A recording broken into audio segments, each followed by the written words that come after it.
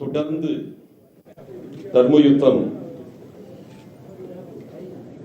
தர்மயுத்தத்தில் ஈடுபட்டு அனைத்து எம்எல்ஏக்களும் ஒற்றுமையா இருந்து இந்த நேரத்தில் ஒரு குடும்ப ஆட்சி வராமல் தடுப்பதற்கு எல்லா முயற்சிகளும் எடுப்போம்.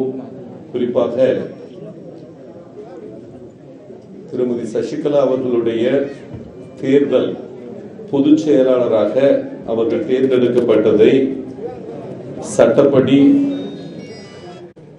தவறு என்பதை இந்த நிமிடத்தில் தேர்தல் கமிஷனில் நமது 10 எம்பிக்கள் அங்கே சென்று இந்த நிமிடத்தில் அவர்கள் டெல்லியில் இருக்கிறார்கள்.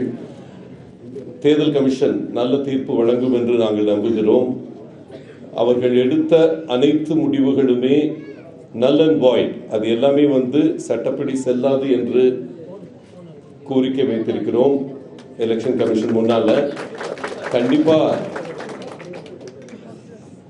தர்மத்தின் வாழ்வு தன்னை சூது கவ்விய காலம் மாறி மீண்டும் தர்மம் வெல்வதற்கு எல்லா முயற்சிகளையும் எடுப்போம் என்று உங்கள் முன்னாலே உறுதி கூறுகிறோம். குறிப்பாக கட்சியின் அடிமட்ட தொண்டர்கள் அனைவரும் திரு பன்னீர்செல்வம் பின்னால் அணிவகுத்து நிற்கிறார்கள். இந்த நேரத்தில் கொல்லைப்புற வழியாக கட்சியின் ஆட்சியையும் கட்சியையும் கைப்பற்றக்கூடிய எல்லா முயற்சிகளையும் புரட்சி தலைவி அம்மாவின் ஆன்ம பலத்தினால் முறியடிப்போம் என்று உங்கள் முன்னால் கூறிக்கொள்கிறேன். கண்டிப்பாக